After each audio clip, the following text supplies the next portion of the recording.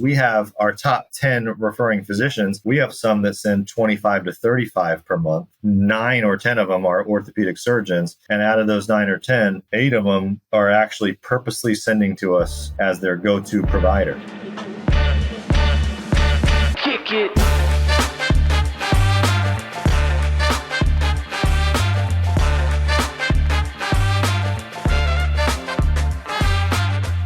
Welcome to Strata Stories. My name is Thomas Schreiber. I'm the Director of Marketing here at Strata. Strata is a single EMR platform and a revenue cycle management service for physical, occupational, and speech therapy practices that helps you achieve a 99.99% reimbursement rate. On today's episode, Paul Singh, the CEO of Strata, talks with Justin Stiver, the owner of Total Therapy Florida. Justin grew the practice from 1 to now 7 clinics across Florida. Paul and Justin talk through how to pitch physicians, including a step-by-step guide, how to hire a business development person to build relationships with physicians, and how to make sure your clinic is set up to handle lots of referrals. If you'd like to learn more about Strata and see how our EMR and RCM works, head over to stratapt.com to book a demo. Now, without further delay, here's today's episode. So when we started, I just looked at where the patients are coming from, what types of patients we have that will want physical therapy or are told to do physical therapy. And I actually heard you talking with Tony Maritato about this in your last episode, but he said something that was along the lines of, I love working with total knee replacements because those patients have a really good reason to come to therapy, and they're highly motivated. They usually don't miss their sessions, and we can make some real great gains with those patients, and they're super pleased. So that also is true with a lot of post-surgical patients. It's not just total knees. And total knees are on the top of the pyramid because it's such a major surgery and they're stiff and everything else. But whether it's rotator cuff repairs or a total shoulder replacement or an ACL, the bottom line is this person had an operation done and they've already mentally prepared themselves for going to physical therapy or doing whatever else is needed to put their life on hold and get themselves from point A to point B so that they can get back to their normal life. So we immediately said that we want to be heavy into orthopedics.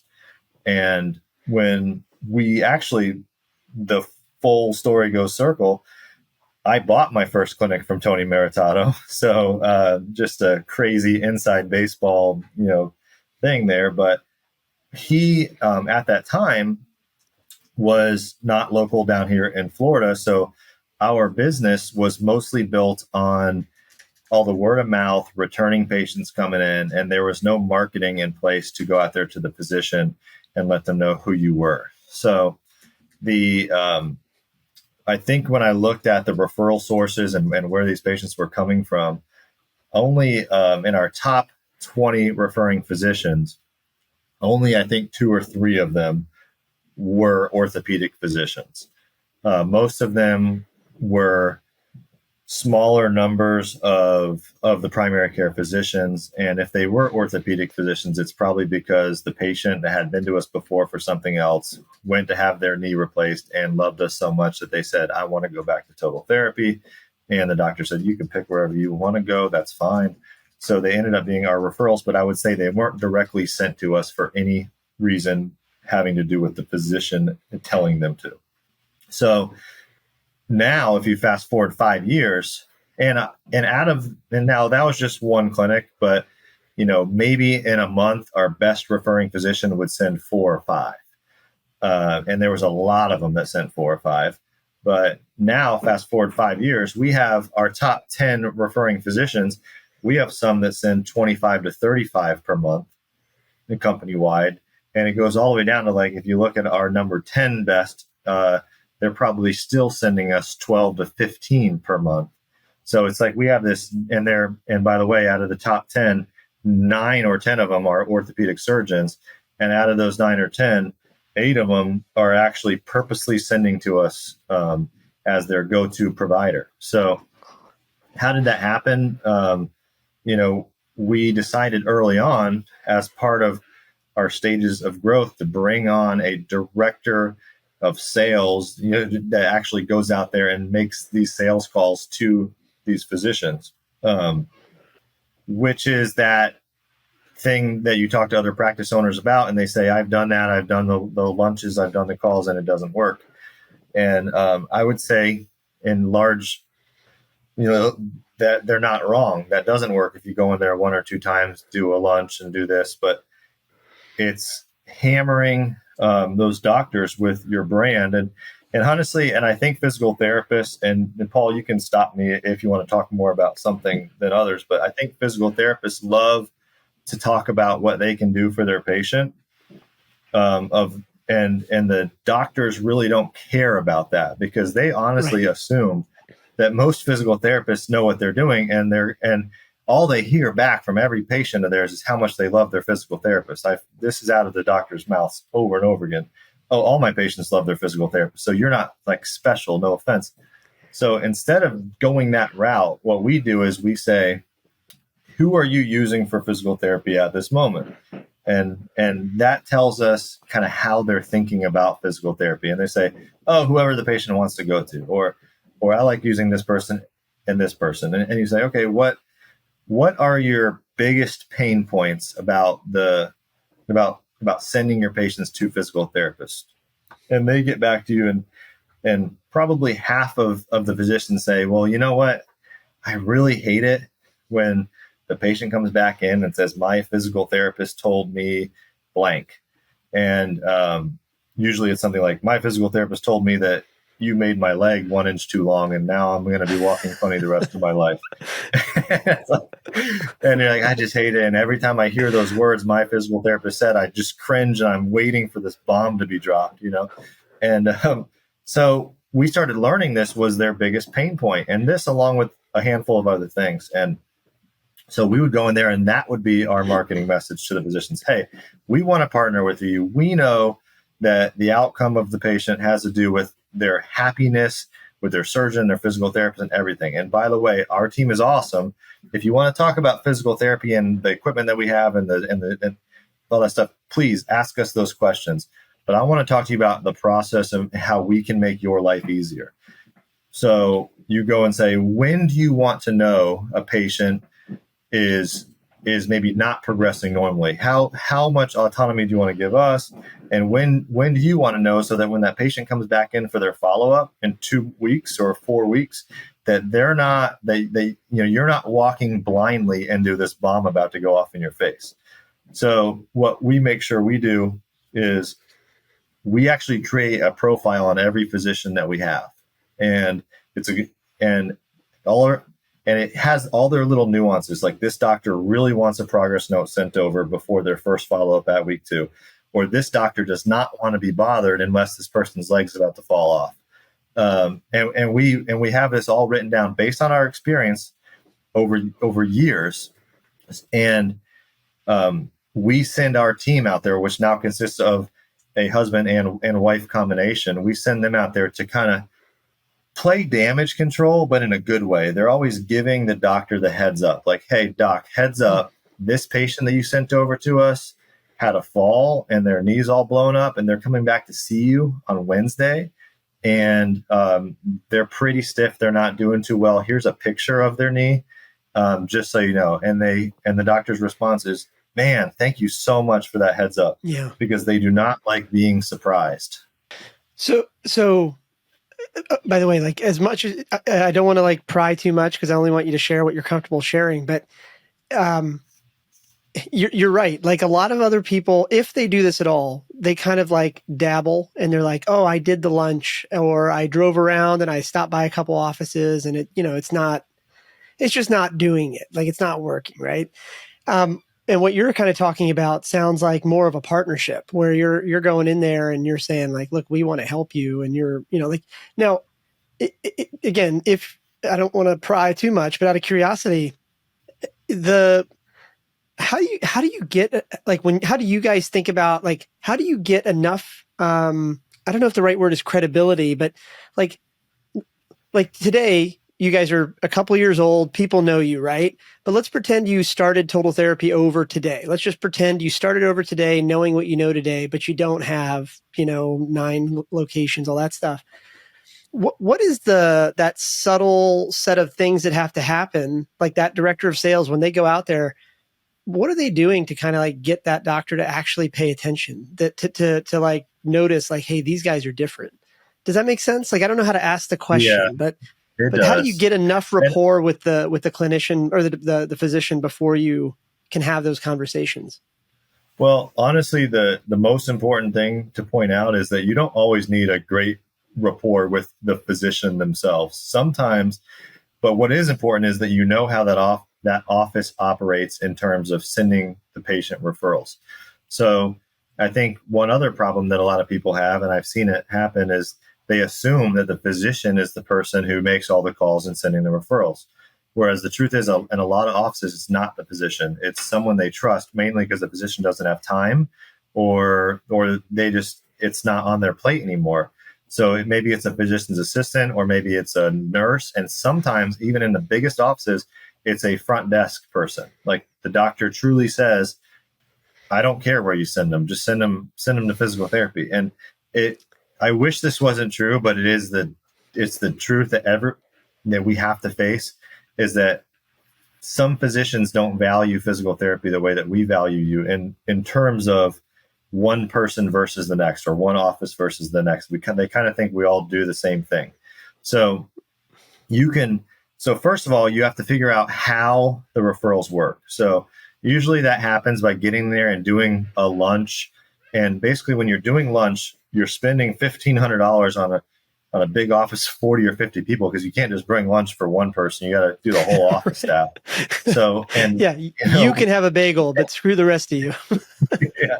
So actually what we do is like, okay, are we going to spend $500 on a cheap lunch like a Chick-fil-A or something like that? I mean, I love Chick-fil-A, but that's what they get every day. So am I going to spend $500 on Chick-fil-A, or am I going to do a $2,000, steakhouse lunch? And I remember a story about this big ortho office that we were trying to get into. And my director of business development calls me and goes, "Hey man, I'm torn. Like the team, there's 50 people in this giant office, and I finally got a lunch after going in there 10 times and trying to book it. They kind of blow me off.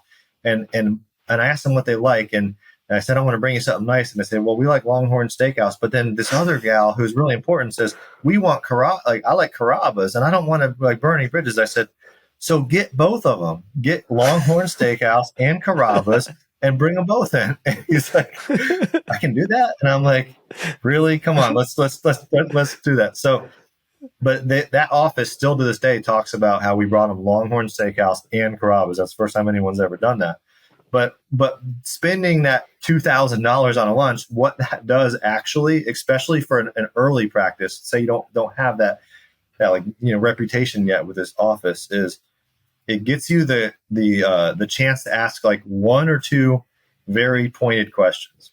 So it's almost like whoever's in charge in that office of like making sure that they thank the person that brought them lunch, they'll walk up to you and kind of be like, "Hey, thank you so much. How can we help you now?" And it's like, it's just a gesture, but instead of what the trap that most people fall into is say, "Hey, I would love to get all your physical therapy patients, send them to us." So they, "Oh yeah, we'll send to you. Oh great, no problem." And then nothing comes. Okay, and that $2,000 is down the drain. But what our team does is they ask targeted questions. Be like, "Okay, look, Sally, I kind of just want to know exactly how the referrals go out. Is it the doctor telling the patient where to go? Is it the front desk? Kind of walk me through how these referrals go out and what's important to know." And you're like, "Oh no, it's not the doctor. It's this gal right around the corner here. That's she actually has the little list and she just tells people where to go." And you're like, "Oh, perfect. Thank you so much." Mm-hmm. So Mm-hmm. so now Jason will go in there and and target that specific person. He'll still be nice and to the whole office and do everything, but you can't. You have to know how the referrals go out in order to be effective in what you do. Right. So, and I don't mean to simplify, but just to like make the point, you still start with like a lunch, but you're doing something that's memorable, and you're using that lunch specifically to figure out what the process is for that particular practice. And then you use that in subsequent meetings to go even deeper, because now you know who the decision maker is and all that. it's That's like that. I it's mean, like the yeah, most intricate game of chess, I mean, and right. it's so much fun for us because now our team, we meet weekly, we meet every month, every quarter, and we talk about every office and the nuances, and we strategize. And whether it's not like, we know that Jason is a great golfer, and we have access to this great golf course around us. We know that Ashley, his wife, is just like the ultimate, like, she can talk to anyone. She's such a sweetheart, and she hits it off on certain personalities better than Jason. Jason's kind of like a bull in a china shop, and he goes in there. And then Ashley is so well spoken and smooth and everything, and she's so professional. And they'll play good cop, bad cop off of each other so well.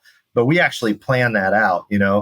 And the reason why we actually brought on Ashley to help Jason was because these big offices, which are ultimately, if you can turn the faucet on one of these big ortho offices with 8 or 10 orthopedic surgeons, then you're looking at, $1 million worth of sales per year that you're getting out of Wow. that office. And I mean, so it's a huge big ROI. deal. Yeah, huge ROI Huge. right there. Wow. But it's also very technical, and it's almost like you have a few seconds to do it right. So what was happening to Jason when he was by himself was that like a nurse or a medical aide or something like that was going over to Jason and talking his ear off, right? And he didn't want to be rude and blow them off at all, but the doctor or the nurse practitioner or the person that he really wanted to talk to that day comes in and kind of grabs their lunch real quickly and shoots out the back door, because they don't like the whole marketing sales thing. They kind of stay away from it. Well, he was like, oh man, I can't blow this gal off, because then I'm going to blacklist myself from this whole office. Right. So Yeah. So what him and Ashley do is, like, they have this kind of eye contact thing where, like, Ashley will come over and like swap out, and she'll kind of set the screen. Yeah. Yeah, exactly. And they just operate at this point. They operate flawlessly. And so I would say at this point, it's I wish I could say that it's like, hey, here's the recipe, here's what you do. But the truth is, and this can probably relate to a lot of other things that we do, is all you have to do is just pay attention to what you're doing and, hey, strategize. What can I do better next time? And instead of just following the status quo and saying, like, oh, we need to do a lunch and we need to tell them how great we are, and we need to play this video that has all of our therapists, getting them, is actually figure out what is important to them and what is important to the process. And then that's what you make your decisions off of. If you don't mind my asking, so did you do this yourself before you brought Jason on, or was Jason like the first one you hired and figured it out with him? I did some of it myself, and I was terrible at it.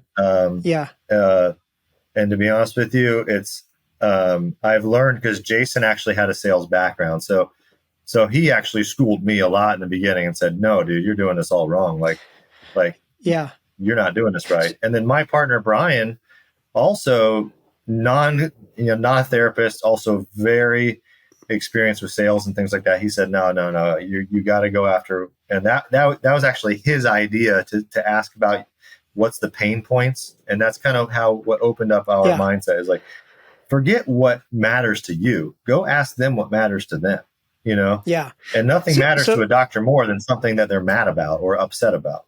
Right. Yeah.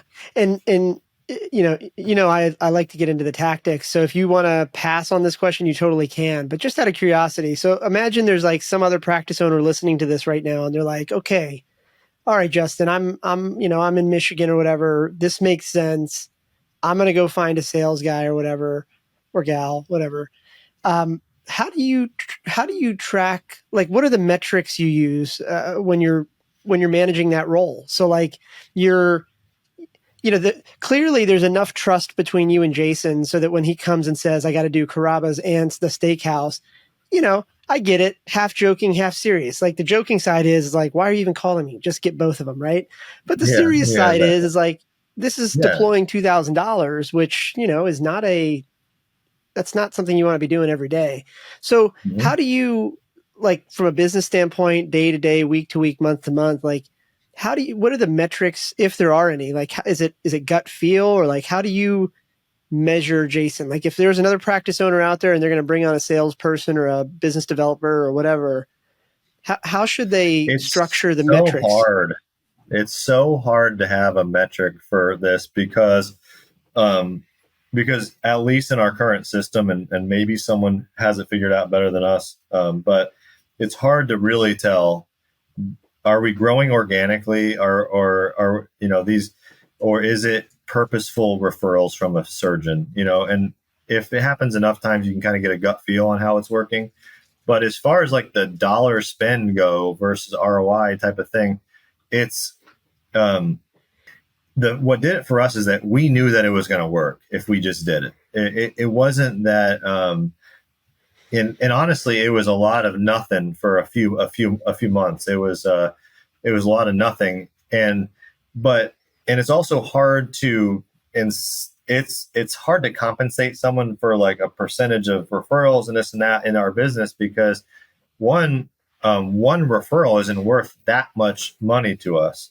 It has to come a lot, but Right. one office turning the faucet on is great. So basically, I would say you have to find someone that you trust. You have to find someone that agrees with the philosophy. By the way, Jason was not the first business development person we brought on. We brought someone else on for a month or 6 weeks and got rid of them because they were just, they were not going in the right direction as far as what we wanted them to do, and everything was kind of combative and yes, no, but we should, and it's like, okay, we're going to be at each other's throats, and this is just not going to work, so it's that gut feel of making sure that the person understands your business, because in physical therapy, if you get the person has experience in other sales fields, not healthcare, especially not what I would say, and I don't know if this is a technical term, but a tier 2 healthcare, like I think physical therapy, because we get referrals from somebody else and we kind of have to report to them in some degree, that that we can't go about our sales the same way that they would. They could go direct to or they go direct to consumer very easily. Because in order to actually bill Medicare, we have to get the physician to sign off on a plan of care. Then we're kind of tier 2, if you want to call it that way. The other thing is, and but actually back on track there is you have to just stay really close to it. So if I was not interested in the business development and I just said, hey, I want to hire this salesperson and I'm going to look at how many referrals we get per month, I think it wouldn't be a great return. Right. But because I love meeting every month and I love the strategy, and I think that it really empowers our sales team to do a better job, and they can speak for me, and everything that they say at this point in time, it wasn't always like this, but is dead on with our brand and what direction we want to move. But and again, you can like pass on the question, but just to be direct, like when you're talking to Jason, poor Jason, he's probably listening to this and realizes we're talking about him and he can't defend himself. But like when you're talking to Jason, I definitely get that whole like, hey, are we on the same page? There's that like kind of like, you kind of know it when you feel it kind of thing. I get that part, but is there like a quota or a number that you give him? You don't have to share the number. It's more of a yes or no. Like, do you guys ever talk about numbers? With Jason, we pay him, which we pay him well. We probably pay him more than what the average mom and pop physical therapy marketer would get paid. But we also give him a small percentage of the company profits. And cool. So, and and we actually consider Jason a partner of ours. So, which really it was obviously a big step for us to do that. But we really did believe that when we started off with 1 or 2 clinics, I think we're at 2 clinics when we actually brought Jason on. If we want to grow to 10 clinics quickly, we need someone who has that partner mindset. And also, it just makes a big difference when he's going to the physician and he's and he's a partner, hey, Yeah. I'm invested here. This is my Right. business too. Right. And yeah. And the flip side, and I know nobody ever wants to talk about this, but just the flip side of it is that it also aligns the interests. So it's less about, pushing him. How many meetings did you take? How many coffee meetings did you have? Like, instead of you doing that, it really shifts the incentive to him, where now he can pull as much as he wants, as long as he's willing to drive it. Yeah. Which, yeah, And he that's super can cool. participate in a lot of upsides down the road. I mean, he has a significant share, and it's Yeah. it could definitely mean a lot to him, but it Did also he puts come him in from? Did he from come from sales. healthcare? Like, I know he was in sales, but was he in healthcare before? Yeah, he sold oxygen Okay. to all the primary care physicians, and that, and he basically, the reason why he came to us, and he turned us down the first time. So backstory is, I've known Jason for a long time. We've been friends for a long time. And he was very successful, doing great. And we took him out to dinner, and we said, hey, we really want to get you on board. And he said, this is what I'm making. And we couldn't afford him, honestly. And he said, I'm going to take this other job with an oxygen company. And he had come from a different oxygen company, and they offered him like this big salary. And he said about 3 months later, he texted me and said, hey, how's it working out with that new business development gal? And so I immediately knew something was going on. So I called him and I said, what's going on, man? He said, dude, I am killing it in the sales. I'm getting all these sales, and the doctors send us all these patients for oxygen, and my company is like dropping the ball left and right. They're not getting them hooked up for 2 weeks. The doctors, I get 30 phone calls a day screaming at me from these physicians that I promised them that we would take care of them, and now my company is not taking care of them. And he said, I only have one reputation in this area with these physicians, and if I want to be relevant in the healthcare field, I can't burn these bridges. So he's like, I'm done with this company. Yeah. So we went back out to Yeah. dinner, and we talked again, and he could probably count on one hand how many angry phone calls he's gotten in 5 years with us versus Yep. every day with his old Yeah. company. The thing that's really interesting, and I mean this as a compliment, even though it may not sound that way, is that I don't know if they use the same term in Florida where you're based, but I live outside of DC, and so one of the common phrases is rainmaker, right? So there's like, whether you're a BDR, SDR, account executive, like all that entire sales umbrella is essentially called rainmaking in this area.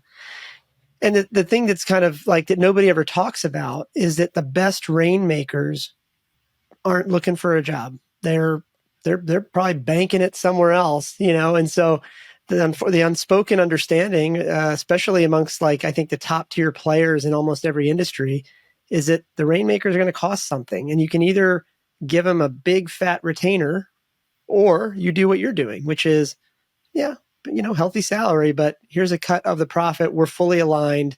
You can make as much as you want to make. Just make sure that number grows, And so it's like, I know like for you, you've been doing it for a while, and your partner Brian's a super, he's super smart. So, you guys are doing this, but I see so many practice owners kind of like, and again, I shouldn't just pick on practice owners, because we see this in almost every other industry that we invest in as well. But it's like, people think that the rainmakers are like, okay, I'll just be really direct, and people can hate me. Justin's the smart guy on the call here, and I'm just the idiot. But here's the thing, there's A players, B players, and C players. And the B players are actually the ones that are the most insidious. They're actually the ones you should be scared of, because when a C player, and it doesn't matter whether it's a BDR or a PT or a marketer or whoever, the C player, you can see them from a mile away. They're like applying through the front door, and you're like, oh God, why'd you get fired somewhere else? The A player never actually is applying for a job anywhere, so, but people don't think about that. So then what happens is, when they get rid of all those C player applicants, and they forget that the A player never applied in the first place, they're left with what is actually all the B players, but they think that some subset of those Bs are As. And those B players are the most dangerous because they're good enough to get past that initial filter, but like, why weren't they crushing it somewhere else? And I think this is one of those unspoken things that nobody really ever wants to talk about publicly. But as you know, most of the most important decisions made in business are not in the meeting room. They're at the dinner table. They're in the hallway. They're on a Zoom call like this or whatever. So I think that's super cool. If you, I'm going to just, maybe I'll put you on the spot and you can take a pass on this question if you don't want to. Out of curiosity, so like, let's just pretend, let's play a hypothetical. Let's say that you were starting your practice over from scratch today, just hypothetically, right? Knowing what you know today, where would you place the importance of that hire? So like hiring somebody like Jason, if you had just started 90 days ago or 180 days ago, obviously you got to think about budget and all that, but just putting all that aside for just a moment, would that role be like, the first hire after your office staff, or is it like literally the first one? Like, what would you do, just shooting from the hip?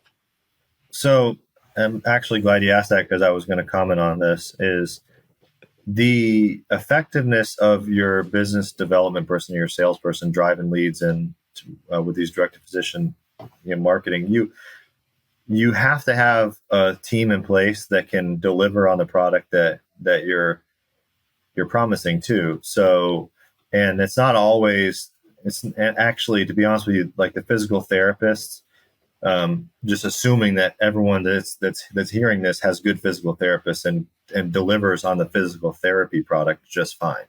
So, and that's honestly, I would say, describes most small practice owners, is that they have good therapists, and if they're the head therapist, they're probably able to make sure that the quality of care being delivered in the clinic is great. But it's not always about that. It's think of a faucet turning on an office, because you can't turn it on. That's the other thing. You can't turn it on a little bit. If you can't say, hey, I want you to send to us, but only send like 5 at a time this month, because we can't handle the onboarding of more than that. You have to pretend like you're this giant company that can just handle all their business, and you have to figure it out. So one thing that really is important is to know that you have to have your systems in place from a new patient team standpoint, insurance verification standpoint.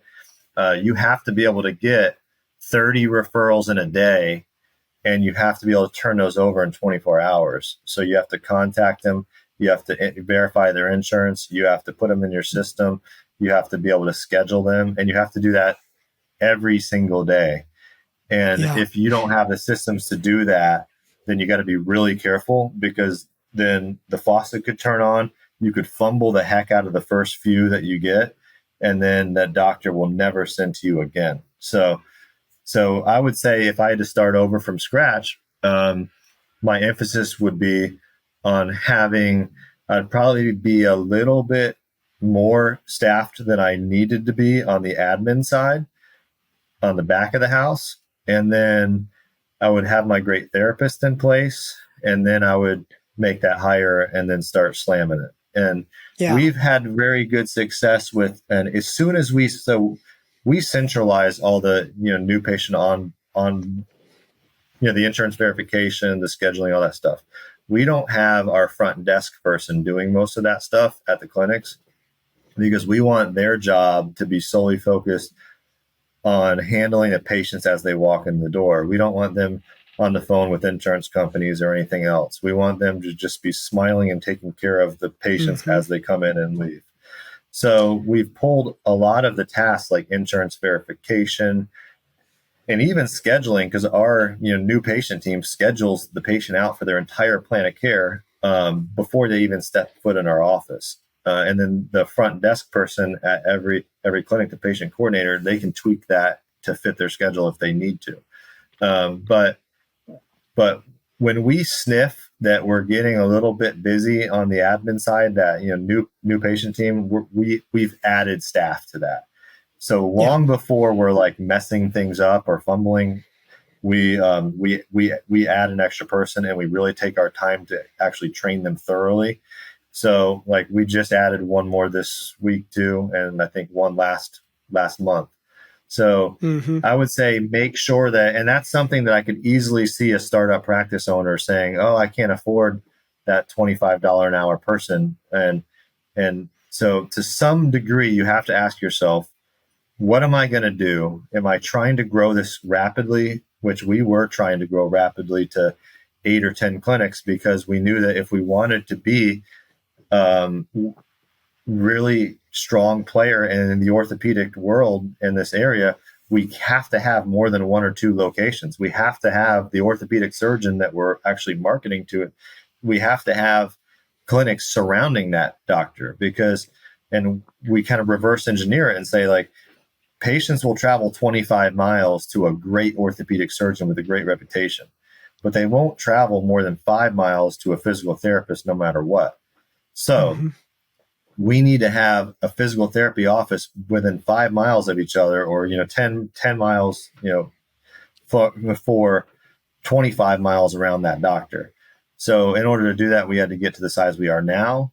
And so because we wanted to do that, that was the end goal.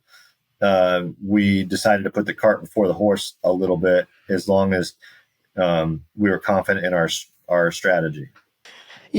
Something you said there that I think is subtle but super important also is that there is this delicate balance between making sure you can deliver on whatever that falls in your lap. There's a subtle balance between that and the need to appear slightly larger than you are to be able to attract those deals. And that's a really hard line to walk, right? Because what you don't want is like, and I'm going to just paraphrase here as an example, you probably don't want like the top orthopedic surgeon in the area sending you 100 patients a week, because you just, like, to your point, you're not going to be able to deliver on that, right? But at the same time, it's this chicken versus the egg, which comes first kind of question. And anyway, it's one of those topics where we probably don't have time today, but it's one of those things that's like important enough that it determines what your growth rate's going to be, but it's not often discussed, right? Like, when we think about like how you grew and how other people grow, and I mean this with all the respect in the world, there's a certain survivor bias that's part of that, right? Like, you survived that gauntlet. So, your advice works for you. And that's true. But the real interesting nugget is how you made that choice of like, balancing that line. I have a feeling, knowing, like, just listening to how you describe this, tell me if I'm right about this. I have a feeling that the way you probably traversed this line is like way back when you guys were smaller. I have a feeling there was probably some random conversation with Jason, as you guys were walking from room to room, and you were like, hey, only target these 3 people, not that big firm. Like, you were probably subtly and maybe even unconsciously saying, I can't handle that one. If you win that one, we might, and we're going to screw that one up. But I want you to nail these 3. And I feel like that's probably what happened. Is that kind of how you think about it, or how you remember it? Yeah. And also the system kind of helps you do that, because there's orthopedic groups that we still haven't tapped into, and we've been trying for 5 years. So it's not like, it's usually the small orthos that have like 1 person, 2 person shows, or the groups like where there might be 8 orthos in a group, but kind of every ortho operates with their own team, their front desk and stuff. They have little different parts of the hospital, whatever they are in. But we would go in there and identify low hanging fruit, which for us to start was the doctors that are 35 to 55 and look like they play golf. And I'm like, hey, if this guy golfs, get him out on the golf course. And if you can get a guy on a golf course, I mean, it's a game changer for us. And that's honestly, we started with like 4 or 5 doctors that we were able to, actually do that with. And we would roll out the red carpet for them. And, we'd play at a great golf course, and we would meet for lunch before. We would go and play golf. We would do the whole, we'd stay and have dinner at the course afterwards, and we'd just make a whole event out of it. And they would leave there going like, oh my gosh, this is not golf. This is like a whole day. It was awesome. And those doctors are texting us back saying like, hey, when can I get out there again and play with you guys? Well, And by the way, it would yeah. cost us a couple $1,000 to play to do that. I mean, it's not, and that's what I think. You got to like test the fence with and be smarter budget wise. But when you get in there and have a chance to close on an important part of that actual sales journey, you gotta you gotta kind of, you can't be stingy about what you're spending. And sometimes you don't have to spend to do it, but you can't be stingy about the experience that you're rolling out for these physicians. Well, so here's the thing. And by the way, I agree with you too. I think one of the things people commonly sort of roll their eyes at, like this particular topic we're talking about, I think is one of those topics that people often roll their eyes at because they're like, oh, that's not how the world works. Just the patient sees my degree behind me and like, they're like, oh, I went to Virginia Commonwealth University. I don't know. Right. But nobody really wants to understand the fact that like, there's a certain way the world works. And if you can kind of get beyond that like romantic notion of entrepreneurship that you picked up on Shark Tank or Succession or HBO's Ballers or whatever, you get to the real root of it, which is like people like doing business with people they like. People respond to the law of reciprocity, right? If you gave them something, they're going to give you something back. It's just kind of how it works. I know. It is. The other thing is about the direct to physician marketing, because that's what we're talking about. And to be clear, that's not, we don't put every egg in that basket, for sure. But one thing about it is it's a scalable model too, because the way that we what happens actually as we grow these clinics is our first X patients, call it 1,500 patients. Our first 1,500 patients have to come largely from a physician saying, go to Total Therapy because I played golf with these guys or whatever.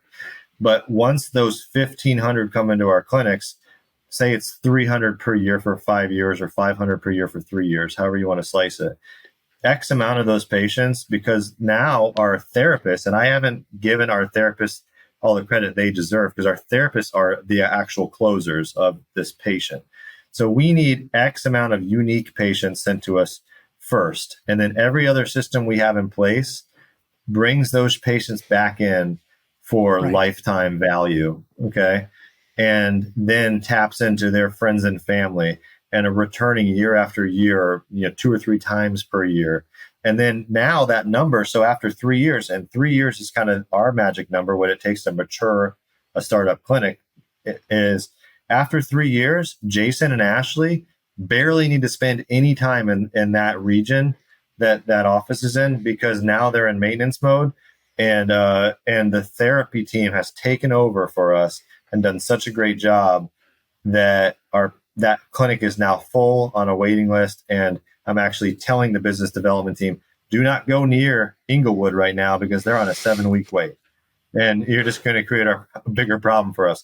But it lets them kind of focus on 2 or 3 clinics and then move on after 2 or 3 years to the next 2 or 3 clinics. And you can scale this because you don't need to bring on a giant business development team if you have the systems in place, which is definitely, we don't have time for that conversation today, but have the systems in place to maintain and build those 1,500 unique patients. So I know we're getting a little tight on time, and I'm going to just preface this with the constant. You can always take a pass on this question if I'm getting too deep here. But again, so start like to round out this conversation. You started out with this conversation, or you started out with you were saying how when you went to PPS, a lot of other practice owners really kind of think about it as all direct to consumer or all direct to physician, and you're kind of this blend. So one of the questions I would ask you just at a high level, if you're willing to share, and the answer might be no, but when you think about your, like, let's say at the end of the quarter or the month or whatever, whenever you look at your P&L, your total marketing expense, like not just between direct to consumer and direct to physician, but just when you think about your overall bucket of marketing, Jason and I forget the other woman's name, and everything else you guys might be doing. Ashley, what does that percentage look like of your overall revenue? Are we talking just ballpark? Is this like, as a practice owner, are you allocating 5% of your monthly or quarterly revenue to marketing efforts? 10, We're at 20, 30, just 7%. We're at ballpark. 7% right now. That's cool. Yeah, we're at 7%, and we were, I mean, we were as high as 10%, and our goal is to get down as we scale, and like I was talking about, to maybe 5%. Well, you can get more efficient, right? Yeah, right, exactly. Yeah. And the revenue is, I mean, we're still year over year. I mean, we were like 100, 200% for a couple of years, and now we're probably 30, 40% revenue growth year over year. And which is fantastic because we're talking about bigger numbers now, and we're not opening that many clinics like we had been before. But right. I really think that if we can get it down below, like maybe less than 5%, then all of a sudden it's going to start to impact the bottom line. Well, I think what in just talking in broad numbers across broad ranges of industries, the thing about it is that, there are certain economies of scale with marketing as you, for example, as you get more and more well known, you don't have to invest so much in cold traffic or that sort of stuff. So there are efficiencies that come with that. On the flip side, though, again, just talking in broad strokes here, the thing about it is that like it really just comes down to thinking about your marketing expenditure as like a spigot that you can turn on and off, but it's got there's a lagging effect of it, right? So it's like, I'm not doing a good job saying this, but like, for example, in the e-commerce world, 99% of e-commerce transactions happen on the day they click the ad, right? Because that's a low trust, low confidence thing. They just click the ad. Yep, I'm going to buy this for my wife. Click, click, click, done, right? But what you sell, just like what every other PT or whatever brand has, it's kind of like a higher trust thing, and you got to kind of know them and know that they exist and all that stuff. And, so anyway, the point is that like, there's this like spigot that's a little bit like, I guess what I'm saying is in the e-commerce world, for example, if I've run out of inventory, I can just turn off the ads, like problem solved. I don't have to worry about a wait list, right? In your world and in my world, for example, where there's longer sales cycles, attribution's a little bit harder, people don't buy from a Google ad, that gets a little bit trickier because if you can turn the spigot down a little bit, you can definitely slow down any problem you have, but turning it back on it's not instant. It could take 90 more days or, 6 more months, depending on the sales cycle to get into that next clinic. So, as far as the PT practice profitability goes too, we were able to drop a lot of our lower payers in the last 2 years. And we brought throughout all the PT cuts that everyone's had, including the PTA cuts. And we've actually increased our revenue per visit from like $87 to like $97 throughout all those cuts. And that only reason why we're able to do that was because we had so many patients coming in that we were like, why are we turning away this payer? Because we're telling them we're 6 weeks out when we're accepting all these, lower paying now. So we decided to do that. And that's all because of business development efforts, too. So it's not only, so if the practice owner is saying, well, I don't need to market because I have a lot of patients, already it's like, okay, well, what's your revenue per visit? What's the value there? Because, I could never drop United Healthcare because they're 30% of my business. It's like, but they're paying you $50 per visit. So why don't we drive in some $110 payers to take their place? All of a sudden your profits go up like 50%. Right. So I think it's something you got to look at the big picture. And I swear it's, we're as practice owners, we're not good at always doing that. Thanks for listening to another episode of Strata Stories. Strata is a single EMR platform and revenue cycle management service for physical, occupational, and speech therapy practices that helps you achieve a 99.99% reimbursement rate. If you'd like to learn more about Strata and see how our EMR works, head over to stratapt.com to book a demo.